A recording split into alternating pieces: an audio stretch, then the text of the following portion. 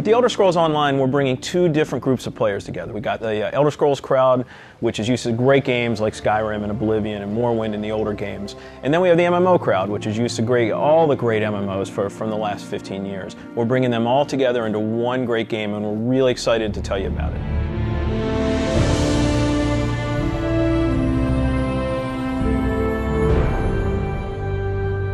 Elder Scrolls Online, everything you need to know about it is right in the name. It's Elder Scrolls, but it's online. And when the team set out, they wanted to create strategic real-time combat. We wanted to create a lot of world immersion. We wanted to create a landscape that was rewarded exploration. But all of that had to be brought together with really great social systems. So Elder Scrolls Online, it's set 1,000 years before Skyrim. And not only is it 1,000 years before Skyrim, but it draws on all the legends and everything that you've read about in the books that you find in Elder Scrolls games. So we've got 20 years of lore to draw upon.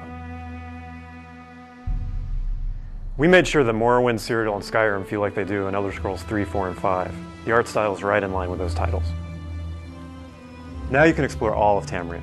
You can return to places that you've seen before, and you can explore new places that you've never been.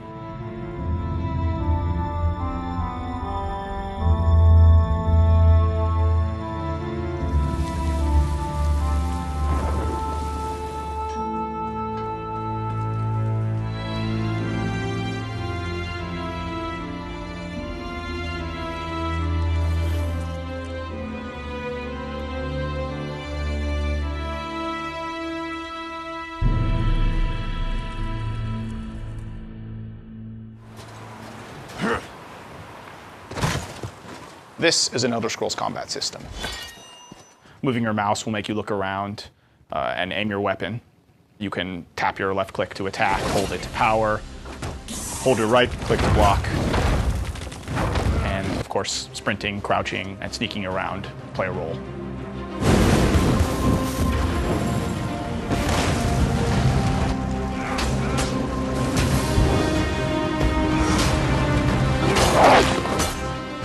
All of our characters are designed so that hundreds of them can be on screen at one time.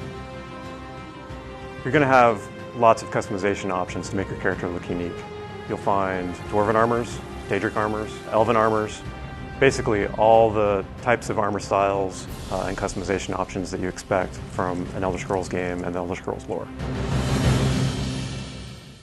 By far the worst experience of any online game is at its launch, when you're trying to find your friends, you can't find people, you create a character on one shard, and then you find out everyone else is on another shard, and you have to move. That experience is not good.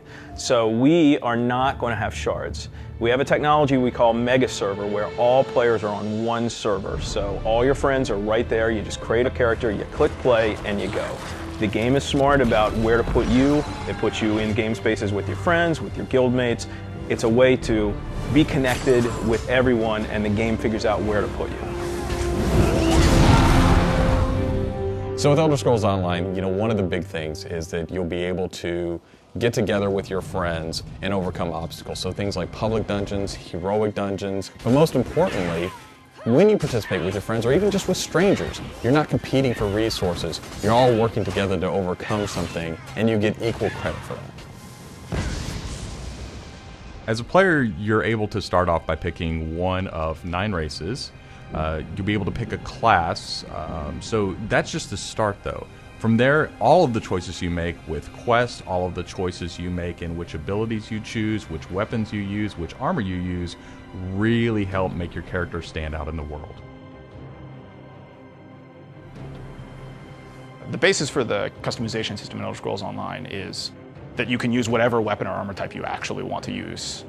You can play as a heavy armor character who's a tank with bow, or you can play as a mage who uses a two-handed weapon, or you can play as a sneaky guy who runs around healing people.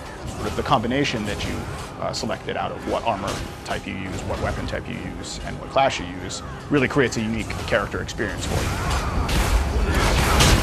one of the things you're going to be able to do that's going to make you stand out is you have perks. For instance, perks allow you to become a werewolf or a vampire, or maybe even have special pets. But it's not just about that. There are other things like how you increase your stamina, how you increase your magic, or how you increase your health that really take you from your initial class choice, and it makes you stand out because you're saying, these are the things that are important to me. This is the way I want to play. This is the role I want to take in combat.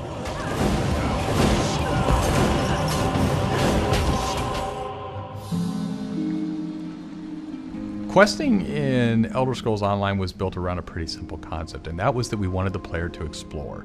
And we wanted, when the player explored, for them to be able to see something around a corner and say, oh, well, I was on this quest, but now I see something over there that's really interesting. And so they had this decision point of, which thing do I do next? And that's really where we want the player to go. It's not what do I do next, it's which one of these things do I do next.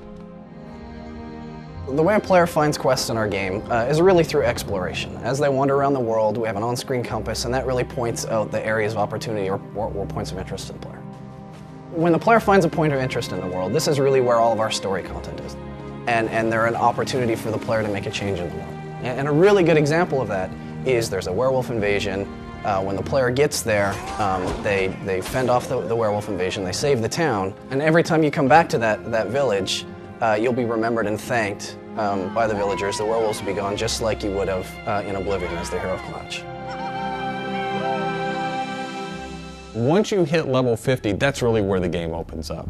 At this point, you're going into Cyrodiil to PvP, or you're deciding you want to go on a heroic raid with your guild and your friends, or maybe you might go into an adventure zone, which is our way of getting you into a zone where you can play solo, you can play with a small group, or you can play with a really large group to overcome obstacles.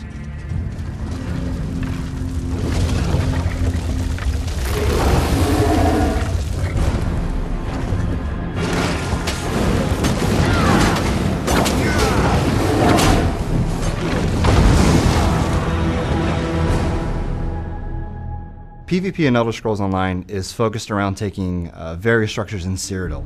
If you remember Cyrodiil from Oblivion, the space is very large, and that's a perfect setting for having three alliances fight each other. During this timeline, Imperial City is up for grabs, and there's no Emperor, so players are going to be fighting using trebuchets, catapults, all kinds of weaponry to take and hold keeps, structures, and resource fixtures around the keep to actually give the opportunity to crown one of themselves as an Emperor.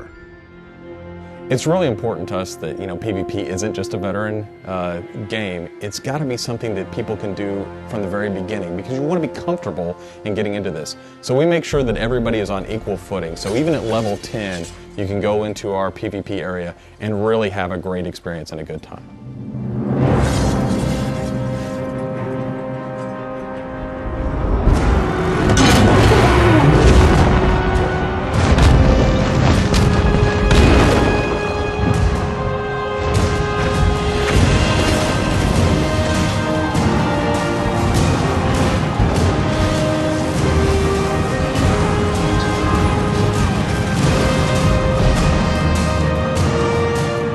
With a game the size of the Elder Scrolls Online, it's really hard to, in one demo, one presentation, one video, to list everything about the game.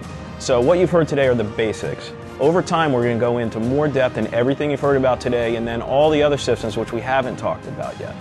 All these elements are going to come together and make Elder Scrolls Online the next great online RPG.